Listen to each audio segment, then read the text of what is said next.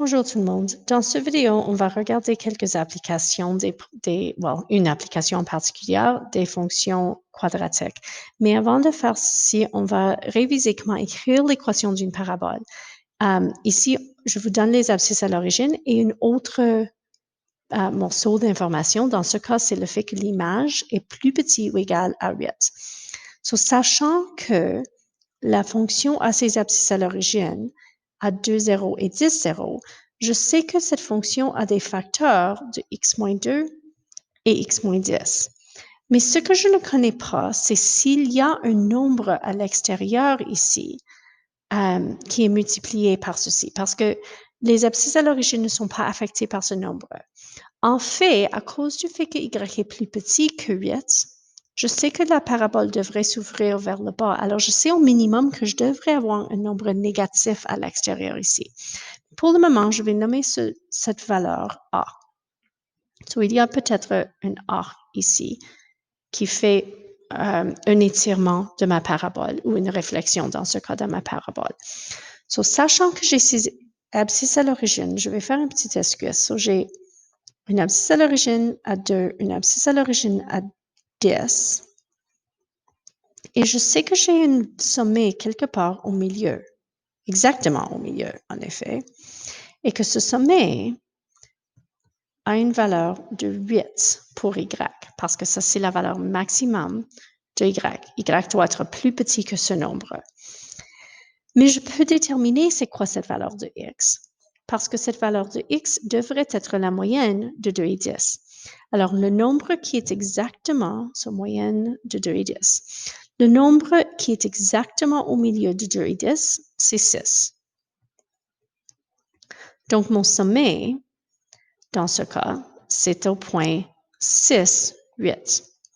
En sachant cette valeur, je peux trouver A. Je n'ai pas besoin de réécrire l'équation, je peux substituer parce que je sais que y égale 8 quand x égale 6. Alors, je substitue dans cette équation que x égale 6 et que y égale 8. Et je peux donc résoudre 8 égale A fois 4 fois moins 4. Donc, 8 égale négatif 16A. Et donc, négatif 1 demi égale A. Donc, j'ai l'équation y égale négatif 1 sur 2, x moins 2, x moins 10. Alors, les abscisses à l'origine ne sont pas suffisantes elles-mêmes pour écrire l'équation parce qu'il faut aussi avoir un autre point ou d'autres informations qu'on peut utiliser pour déterminer cette valeur de A. OK, maintenant, passons à une application. On a le trajet d'un objet lancé qui est représenté par la fonction h égale moins 5t au carré plus 10t plus 15. Et dans cette équation, h représente la hauteur de l'objet en mètres et t, c'est mesuré en secondes. C'est le temps depuis qu'on a lancé cet objet. On veut déterminer la hauteur maximale atteinte par l'objet. Il s'agit donc d'une courbe comme ceci. La hauteur maximale, c'est atteint au sommet.